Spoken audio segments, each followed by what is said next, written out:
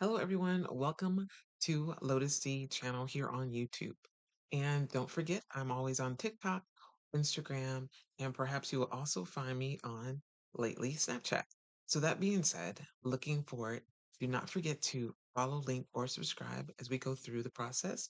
You can feel free to do it at the end or at the beginning. It's totally up to you, but I do appreciate you all showing up, and I'm trying my best to get new subscribers, so it won't hurt if you don't mind. Thank you so much. Aside from that, guys, really want to say, wow, it's been crazy. I have been doing this now successfully for a whole month, and I've had over 2,400 people.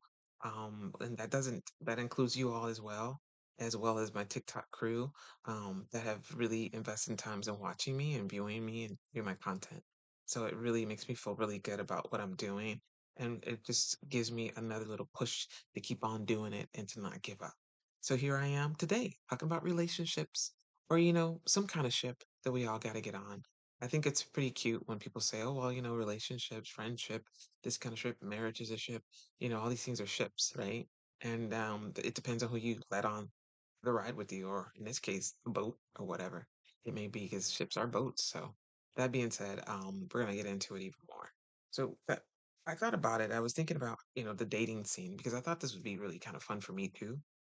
Um, just because once you've gone through marriage and divorce, and you see some people, including my father and my stepmother, who are very successfully married, 50 something years, you kind of wonder how they did it, right? And there's a lot of patience that's involved.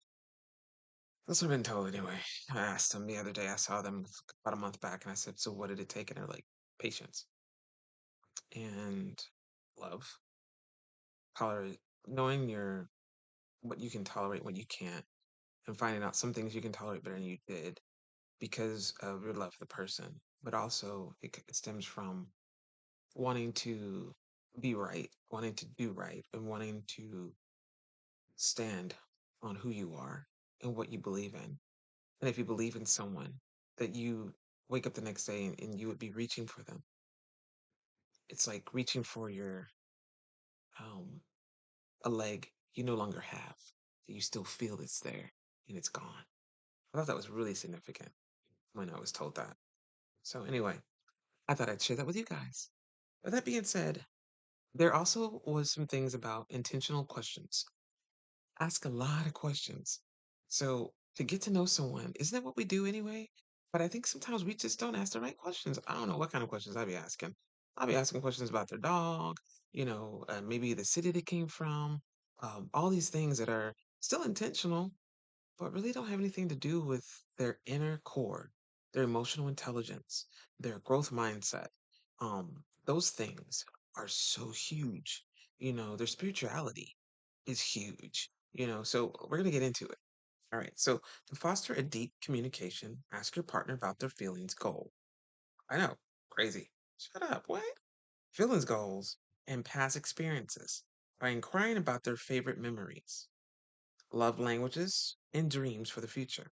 So we're going to do that. We're going to do that, and we're going to do it in a significant way. So the first question is, and I'm just going to give you an example first. So let me give you an example.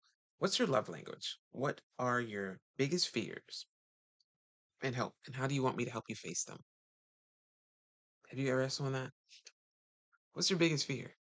My fear, it's like you could talk about it all day. I could tell you guys everything, but literally, you got to think about it, right? You got to think, what is your biggest fear? And then how would you want someone to help you if you had to go through it with them?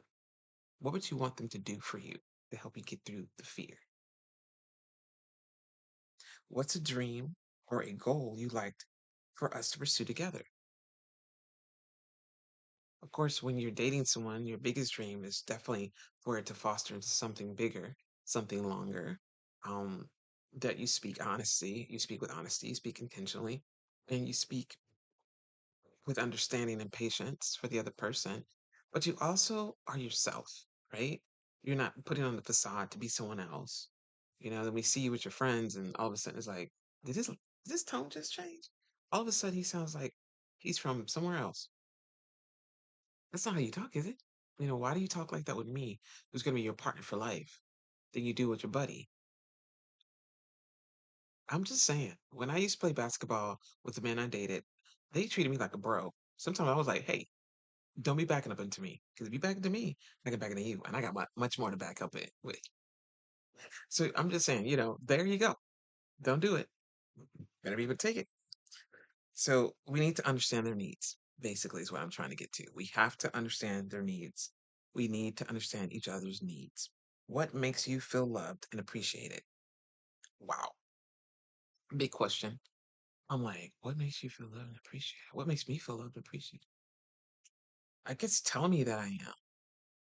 But when you say what it is, you say I'm loved, you love me. Tell me why you love me.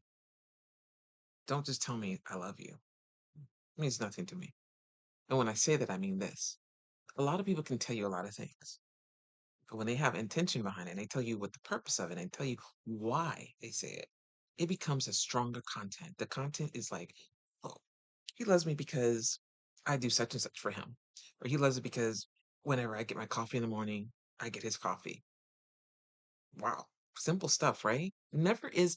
And that's the thing about it, though. A lot of times it's nothing like huge. It's like little things. And you're like, and you're thinking, well, he probably wants me to wash the car, which is still not huge. But you know what I mean? It's just, it's something else? Um, how can I support you better when you're feeling down or you're feeling stressed out?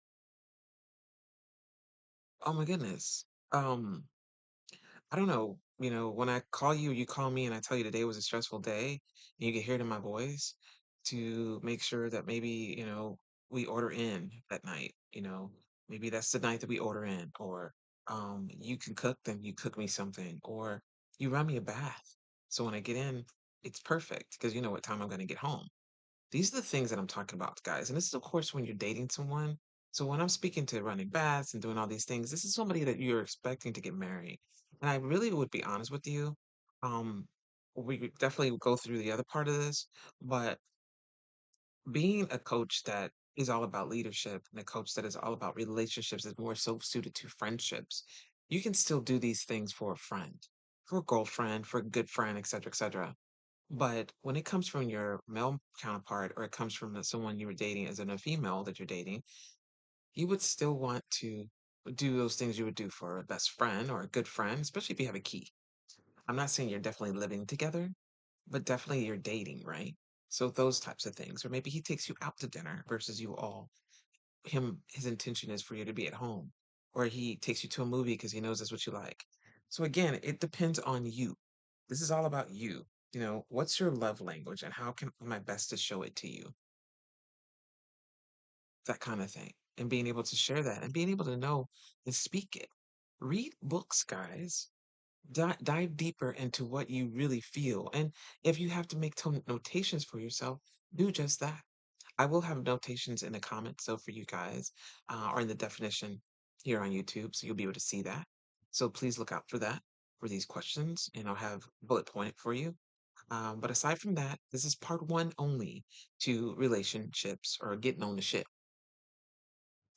What ship you on? All right. Thank you so much again for listening. And don't forget to do those three things: like, subscribe, or follow. And I look forward to seeing you on part two. Have a good one, everyone. Bye.